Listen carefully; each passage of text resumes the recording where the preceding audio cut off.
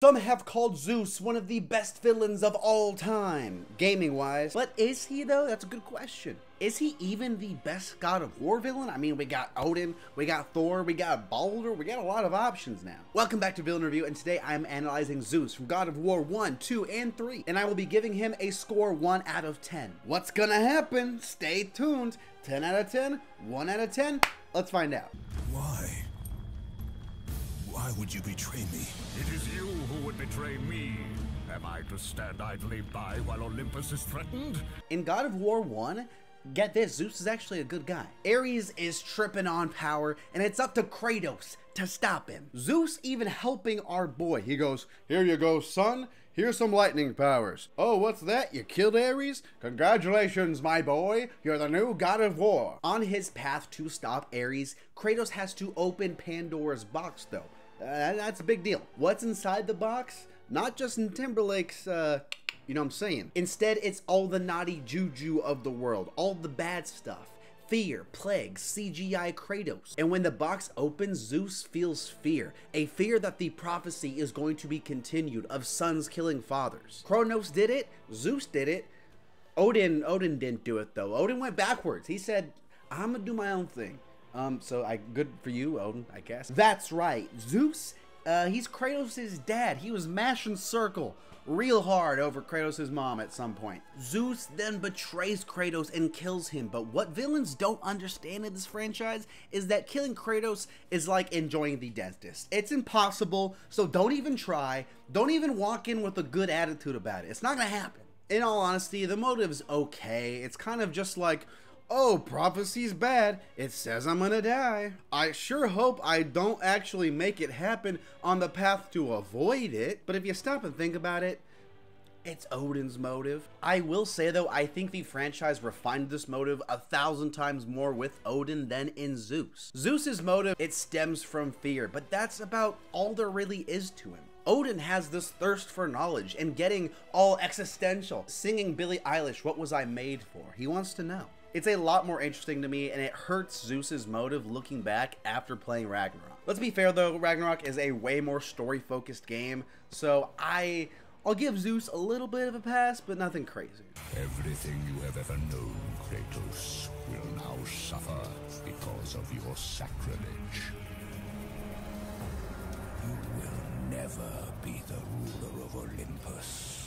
Honestly, let's talk about the character work for a second in the first 3 God of War games, because there's really only one good relationship in this trilogy, and that is, of course, Kratos and Hephaestus. No, I'm just kidding. It's Kratos and Aphrodite. In all honesty, it should be Kratos and the Blades of Chaos. Like, I mean, dude, get a room. Talk about a breakup, man. Kratos and the Blades of Chaos, and then in God of War 2018, the Blades is like seeing your ex at Starbucks. It's like kind of awkward, but like, I need you to take my drink, you know? Jokes aside, it's Kratos and Pandora. It's the only time Kratos isn't just angry yelling, and I do like the comparison between Pandora and Kratos' own daughter Calliope. Zeus, though, what's his personality? He just wants to stop Kratos. He is a great force for intimidation though, and I do love how this game sells how powerful he is. But in the actual character department, I think he is a little underdeveloped. Really, there's not even that many scenes with Zeus. And whenever he is there, it just feels like he's angry with Kratos. And even when it comes to that fear that apparently drives him,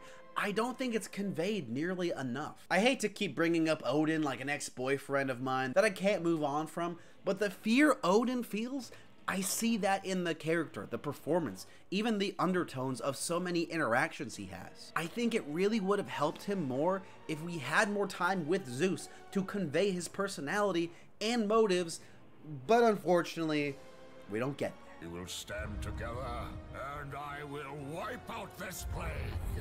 Olympus will prevail. I said it already, really not that many Zeus scenes to talk about. For me, I only really think of 2. First of all, that sucks because this is the main villain in a trilogy. But those 2 scenes are the betrayal itself at the start of God of War 2 and then the conclusion of God of War 3. So really like the first and last scenes of Zeus as an evil villain. Let's talk about the betrayal itself, which first of all, when I say big classic gaming betrayals, right?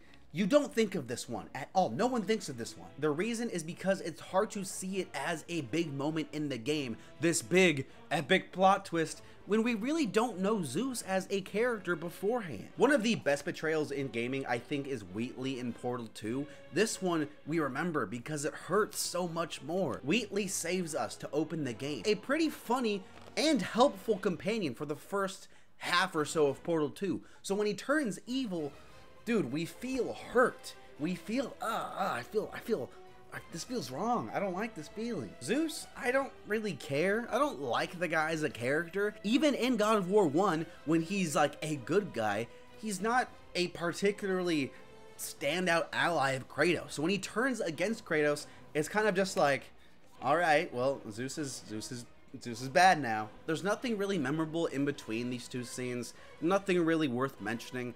But I will say, I'll admit it, the ending is pretty awesome. When your main character is Kratos and he's the strongest dude around, it starts to become really difficult to make villains that feel up to his level.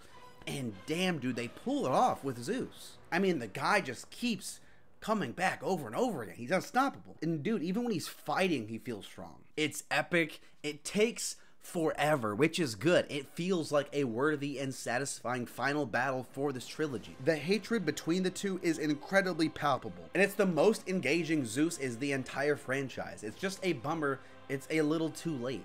Know this, my son. You have started a war you cannot possibly win.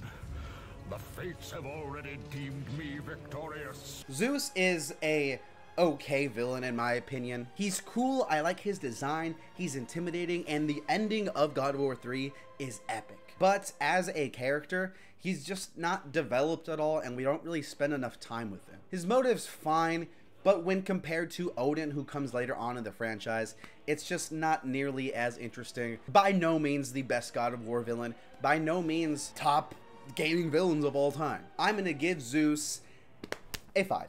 Taking pity on you has been my greatest mistake, Kratos. Just as taking pity on this thing will prove to be your greatest mistake. Thanks for watching. I make a new villain review every other week. Subscribe. You don't want to miss a single one. If you like God of War villains, check this out.